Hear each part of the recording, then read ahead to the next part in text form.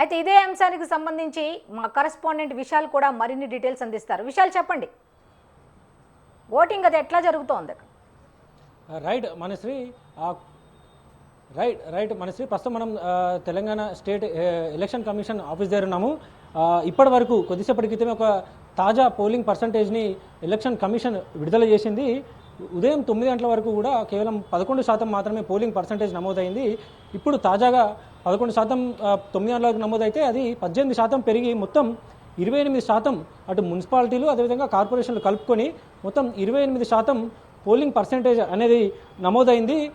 అంటే కొద్దిగా పెరిగిందని చెప్పుకోవచ్చు, కానీ పుంజుకున్నది ఇంకా చెప్పే పరిస్థితి అయితే ఇప్పుడు లేదు.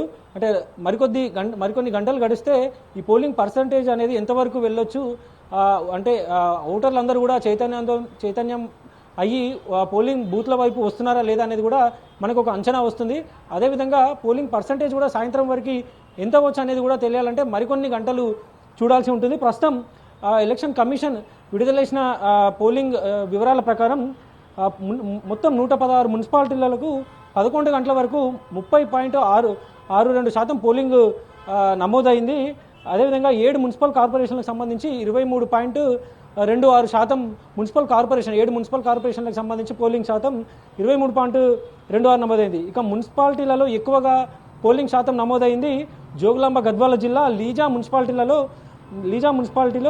30.62% లీజా మున్సిపాలిటీలో ప్రస్తుతం రాష్ట్ర వ్యాప్తంగా ఇక్కడే ఎక్కువగా పోలింగ్ శాతం నమోదైంది. అదేవిధంగా అతి తక్కువగా నిర్మల్ జిల్లా కొంత ఓటింగ్లో వెనుకబడిందని చెప్పుకోవాలి. ఇప్పటివరకు అధికారులు ఇచ్చిన లెక్కల ప్రకారం నిర్మల్ జిల్లాలో మున్సిపాలిటీకి సంబంధించి నిర్మల్ జిల్లా మున్సిపాలిటీ 14.3% మాత్రమే అక్కడ పోలింగ్ అనేది నమోదైంది. అక్కడ ఇంకా పుంజుకోవాల్సిన అవసరం కనిపిస్తుంది. ఇక మున్సిపల్ కార్పొరేషన్ పోలింగ్ శాతం 11 గంటల వరకు 23.26%. ఈ మున్సిపల్ కార్పొరేషన్ ప్రస్తుతం 7 మున్సిపల్ కార్పొరేషన్లు జరుగుతున్నాయి. వీటిలో భద్రాద్రి కొత్తగూడెం కార్పొరేషన్లో ఎక్కువగా అంటే 28.46% భద్రాద్రి కొత్తగూడెం కార్పొరేషన్లో నమోదైంది. ఇక అతి తక్కువగా నిజామాబాద్ కార్పొరేషన్లో 18.94% నమోదైంది. అంటే అటు కార్పొరేషన్లలో ఇంకా కొన్ని చోట్ల పోలింగ్ అనేది పుంజుకోవాల్సిన పరిస్థితులు కనిపిస్తున్నాయి. ఇక ఎప్పటికప్పుడు ఈ మున్సిపాలిటీలలో అదేవిధంగా కార్పొరేషన్లో జరుగుతున్న పోలింగ్ సరళిని అక్కడ ఏమైనా ఇబ్బందులు ఉన్నాయి వీటన్నిటిని కూడా వెబ్కాస్టింగ్ ద్వారా అక్కడ ఏర్పాటు చేసిన సీసీ కెమెరాలను హైదరాబాద్లో ఉన్న హెడ్ క్వార్టర్స్ నుంచి ఇక్కడ కమాండ్ కంట్రోల్ రూమ్ ఏర్పాటు చేశారు.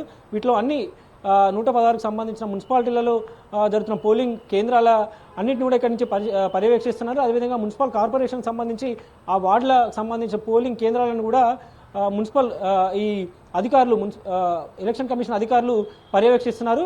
ఇక ఎప్పటికప్పుడు రాష్ట్ర ఎన్నికల సంఘం కమిషనర్ రాణి కుముదిని స్వయంగా ఆ కంట్రోల్ రూమ్కి వెళ్ళి అక్కడ ఏర్పాట్లన్నీ పోలింగ్ సరళన్నింటినీ కూడా పర్యవేక్షిస్తున్నారు. అదేవిధంగా జిల్లా స్థాయి నుంచి ఫీడ్బ్యాక్ కూడా తీసుకుంటున్నారు. జిల్లా స్థాయిలో ఏ విధంగా పోలింగ్ సరళి కొనసాగుతుంది వీటన్నిటిని వివరాలను కూడా ఎప్పటికప్పుడు అంటే ఎక్కడైనా కొన్ని చోట్ల ఇప్పటికే మహబూబాబాద్తో పాటు మెదక్ కొన్ని మున్సిపాలిటీలలో బీఆర్ఎస్ కాంగ్రెస్ నాయకుల మధ్య కొన్ని గొడవలు జరిగినట్టుగా కూడా బయటకు వచ్చింది. కాబట్టి అక్కడ మరీ ఎక్కువగా ఆ గొడవల తీవ్రతను బట్టి ఎప్పటికప్పుడు ఎన్నికల కమిషనర్ దానికి సంబంధించి వివరాలను జిల్లా పరిశీలకులు అదేవిధంగా కలెక్టర్ల నుంచి సేకరిస్తున్నారు.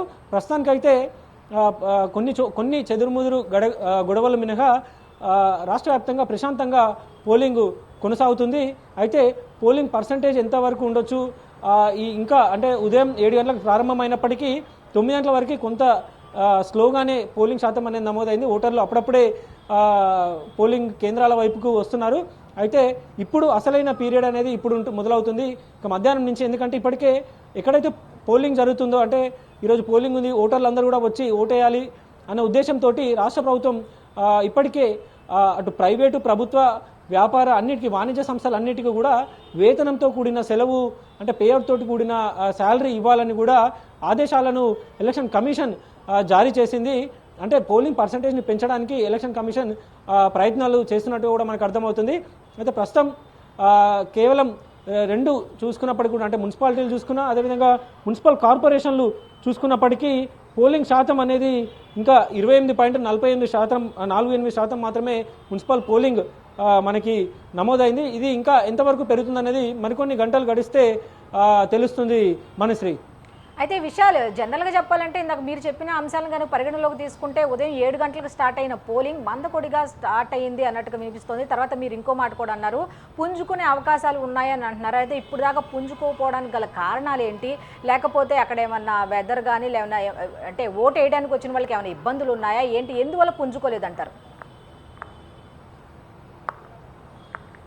రైట్, ముఖ్యంగా 7 గంటలకు ప్రారంభమైనప్పటికీ కూడా కొన్ని చోట్ల ఇంకా ఉదయం టైంలో కొంత చలి వాతావరణం అనేది కొనసాగుతుంది. దీంతో కొంత ప్రజలు అంటే సాయంత్రం 5 గంటల వరకు టైం ఉంది కాబట్టి, అదేవిధంగా ఇప్పటికే ప్రభుత్వం హాలిడేని కూడా వేతనంతో కూడిన సెలవును ప్రకటించడంతో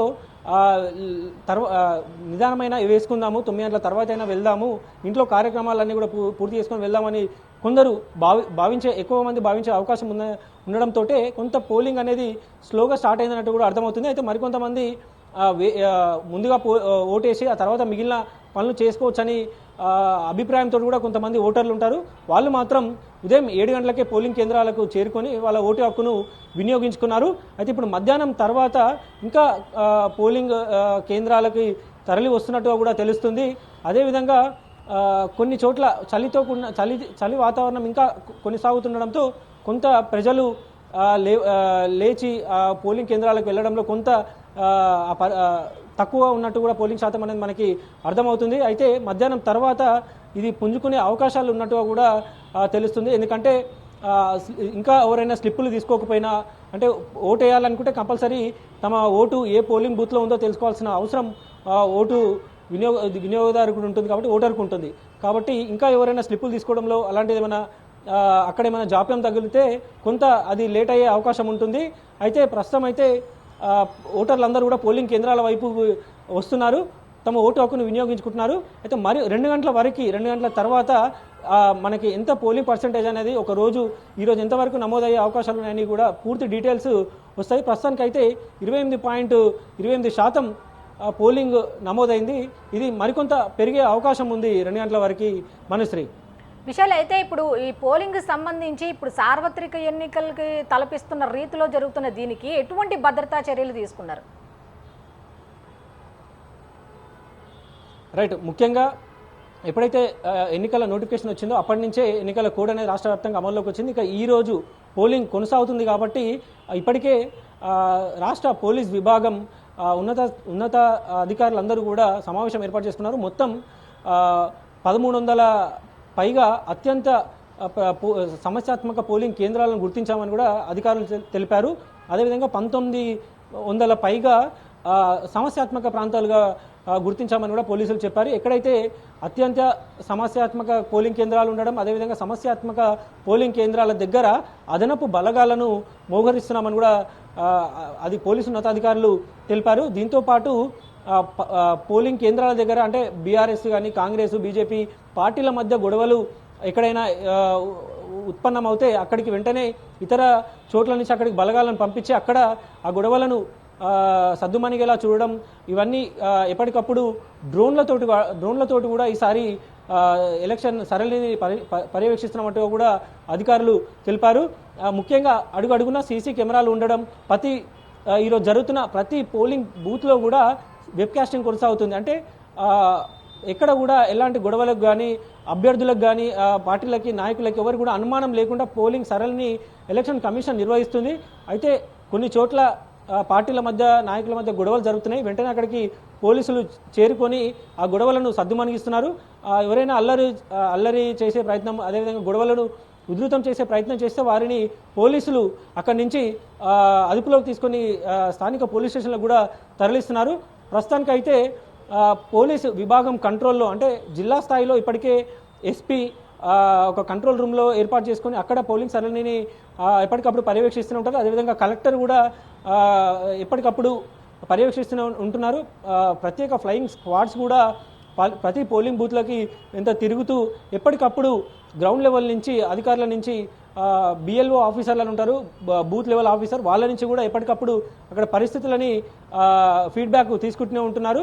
అంటే జిల్లా స్థాయిలో మానిటరింగ్ ఉంది, అదేవిధంగా రాష్ట్ర స్థాయిలో మానిటరింగ్ ఉంది.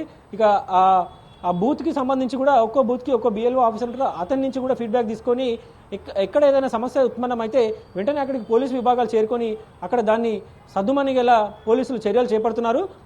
రాష్ట్ర పోలీస్ విభాగం డీజీపీ స్థాయి నుంచి కూడా ఈ పోలింగ్ సరళిని ఎప్పటికప్పుడు పర్యవేక్షిస్తున్నారు మనశ్రీ. అయితే